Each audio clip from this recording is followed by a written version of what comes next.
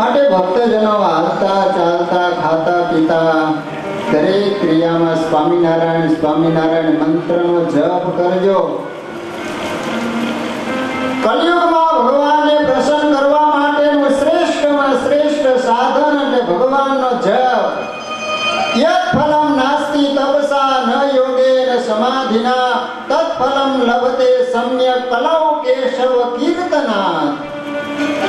સતયુગમાં હજારો અને લાખો વર્ષો સુધી તપ કરે, મોટા મોટા યજ્ઞો કરે, છતાંય જે પ્રાપ્તિ ન થતી માત્ર કળિયુગમાં પરમાત્માના નામનો જપ કરવાથી પરમાત્માની પ્રાપ્તિ થાય છે.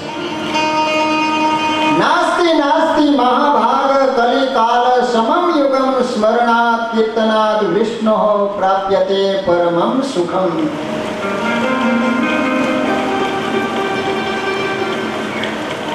ગુણાતીતાનંદ સ્વામી કહેતા કે સ્વામિનારાયણ નામના જપથી કાળા નાગનું ઝેર ઉતરી જાય.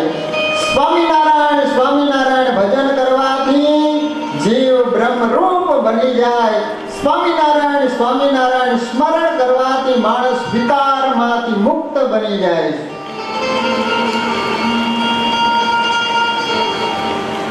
ભક્તજનો જીવનમાં દુઃખ આવે તો બીજે ક્યાંય ન જતા બસ સહજાનંદ સ્વામીની મૂર્તિની સામે બેસી ઘીનો દીવો કરી આર્ત હૃદયથી સ્વામિનારાયણ નામનો જપ કરો. ગમે તેવા દુઃખમાંથી ભગવાન તમને મુક્ત કરી દેશે. સુખી કરે સંકટ સર્વ કાપે અંતે વળી અક્ષરધામ આપે. જીવનમાં સુખી બનાવનારો આ મંત્ર છે. ઉના પંથકમાં માણસા નામનું ગામ, ત્યાં એક વાલેરો વરુ થઈ ગયો, બહાર વટ્યો. મોટા ભાઈને ભાગ આપ્યો, નાના ભાઈને આપ્યો નહીં એટલે બહાર વટે ચડ્યો. ગામના ગામ સળગાવી દે, ઊભો પાક સળગાવી દે, રસ્તામાંથી માણસો નીકળે અને લૂંટી લે. બન્યો એવું કે બરોબર ગુણાતીતાનંદ સ્વામી હરિભક્તોને સાથે લઈને રસ્તેથી પસાર થયા અને પેલો વાલેરો વરુ કહે છે કે ખબરદાર આગળ એક પણ ડગલું માંડ્યું તો. હરિભક્તોને ખ્યાલ કે આ તો બહાર વટ્યો છે. હરિભક્તો થર થર ધ્રુજવા માંડ્યા. ગુણાતીતાનંદ સ્વામી આગળ આવી અને કહે છે કે વાલેરા, શા માટે આવા પાપ કરે?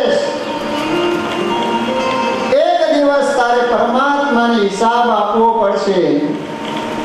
ત્યારે ગુણાતીતાનંદ સ્વામીને ઓલો બહાર વટ્યો એમ કહે છે કે સ્વામી, હું ક્ષત્રિયનો દીકરો છું, હું ભીખ માંગીને પેટ ભરું? મારા બાપુજીએ મને ભાગ આપ્યો નથી એટલા માટે હું બહાર વટે ચડ્યો છું.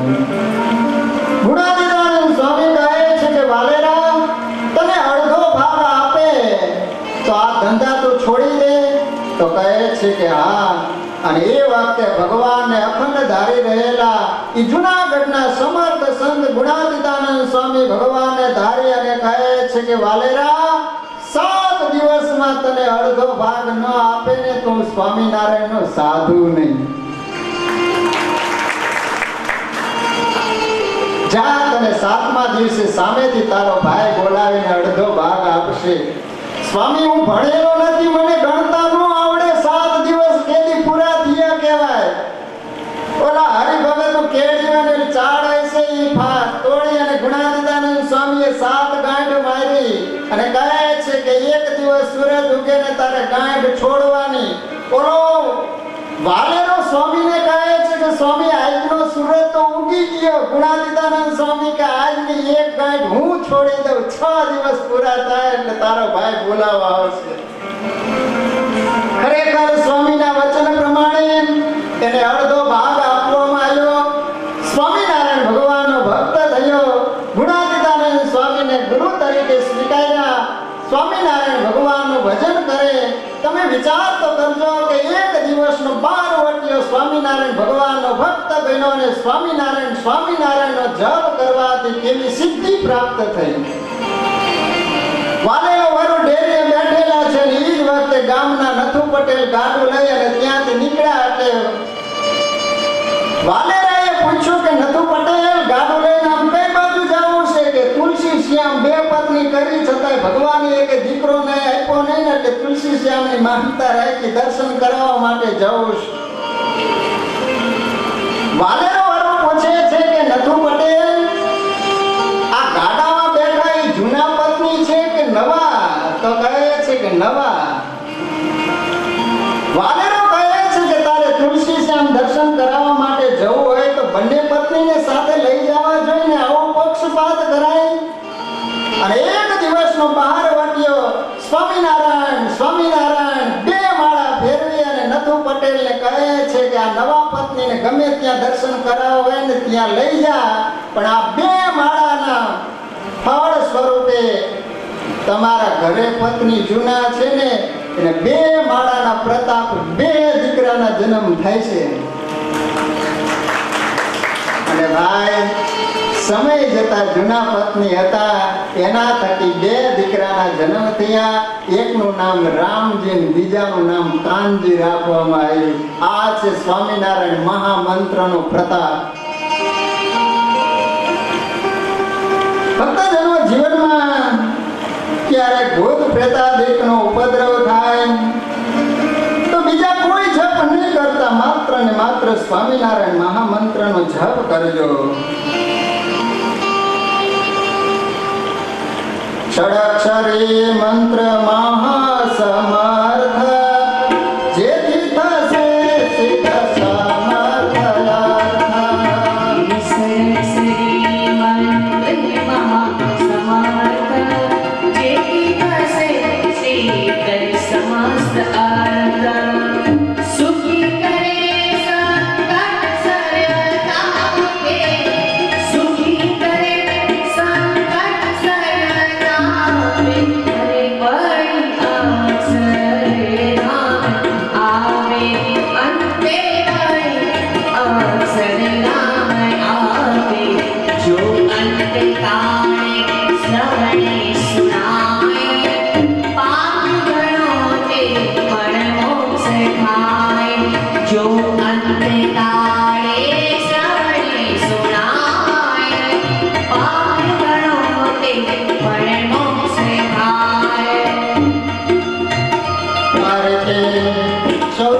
વિશાળ સભામાં સહજાનંદ સ્વામીએ સ્વામિનારાયણ મહામંત્રનું પ્રદાન કર્યું છે.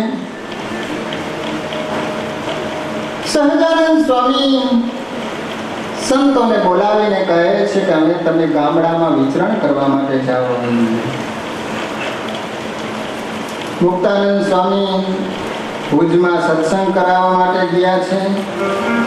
શ્રી હરિભરેણી ગામથી નીકળી અને ધોરાજી નામનું ગામ છે ત્યાં પધાર્યા છે. ત્યાંથી શ્રી હરિ નીકળી ભાડેર, માણાવદર, પીપલાણા, અગતરાય, કાલવાણી ત્યાંથી નીકળી અને સમુદ્રને કાંઠે આવેલું માંગરોળ નામનું શહેર છે ત્યાં પ્રભુ પધાર્યા છે. સ્વામિનારાયણ મહાપ્રભુ જ્યારે ગામમાં પધાર્યા છે ત્યારે ભક્તજનોએ ભવ્યતાથી ભગવાનનું સ્વાગત કરી આજે સ્વામિનારાયણ ભગવાને માંગરોળ શહેરમાં આંબલીના નીચે વિશાળ સભા કરી છે. મહારાજ સભા કરીને બેઠેલા છે એ વખતે માંગરોળ શહેરની નાની નાની દીકરીઓ પોતાના મસ્તક ઉપર પાણીના બેડા લઈ અને રસ્તામાં ચાલી આવે. આજે સહજાનંદ સ્વામી ભક્તજનોને પૂછે છે કે બહેનો કેમ દૂરથી પાણી ભરીને ચાલ્યા આવે છે? આનંદજીભાઈ, ગોવર્ધનભાઈ આદિ ભક્તજનો મહારાજને વાત કરે છે કે મહારાજ અહીંયા ખારું પાણી, પીવાનું પાણી, મીઠા માટે દૂર દૂર પાણી ભરવા જવું પડે છે. પ્રભુ, પાણીની તકલીફ છે. મહારાજને વાત કરે છે કે મહારાજ અહીંયા એક પુરાતન વાવ હતી પણ સમય જતા ભરાઈ ગઈ છે. મહારાજને ખ્યાલ આવતા આજ સહજાનંદ સ્વામી સંતો ભક્તોને સાથે લઈ અને વાવ ગાળવાની શરૂઆત કરાવી. સહજાનંદ સ્વામીએ પોતાના મસ્તક ઉપર માટીના તગારા લઈ અને સેવા કરી રહ્યા છે.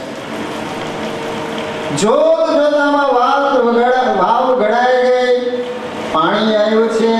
સ્વામિનારાયણ ભગવાન કહે છે કે વરુણ દેવ પધાર્યા, ચાલો આપણે સ્વાગત કરીએ. ભૂદેવ દ્વારા ઉત્કર્મ કરાયું છે અને જ્યારે પાણી ઠાકોરજીને ધરાવી અને જ્યારે પીધું છે ને, તો અહીંયા સત્સંગી જીવનમાં સતાનંદ સ્વામી એમ કહે છે કે મીઠા ટોપરા જેવું વાવમાંથી પાણી નીકળ્યું ને, માંગરોળ શહેરની સારી જનતા નાચવા લાગી છે કે સહજાનંદ સ્વામીએ પાણીનું જે કષ્ટ દુઃખ હતું ને એમાંથી આપણા સૌને ઉગારી લીધા છે. 10 દિવસ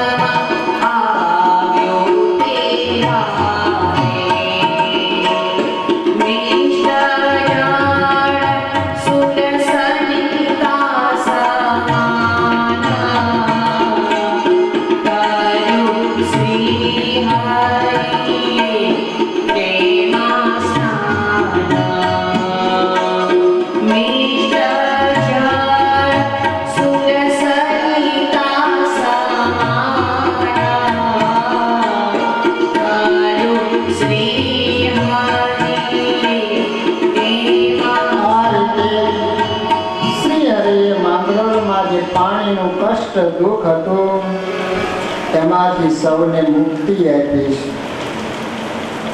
મહારાજે સભા કરી છે એ વખતે રામાનંદ સ્વામીનો જૂનો શિષ્ય, એનું નામ હતું મેઘજી. અને એવી આશા હતી કે કદાચ રામાનંદ સ્વામી પોતાની ગાદીએ મને બેસાડશે એમ. પોતે સમાધિનિષ્ઠ સ્વતંત્રપણે ભગવાનના ધામમાં જાય, સ્વતંત્રપણે પાછો આવે. રામાનંદ સ્વામીની કૃપા પણ ઘણીવાર સદગુરુ પણ રાજી થયા હોય ને, ત્યારે પાત્ર કુપાત્ર જોયા વિના જ્યારે અઢળક કૃપા ઢળી ગઈ હોય ને, તો ખરેખર કુપાત્ર હોય છે ને છલકાઈ જતું હોય છે. સભામાં આવી અને સહજાનંદ સ્વામી પ્રત્યે ન બોલવાના શબ્દો બોલવા માંડ્યા.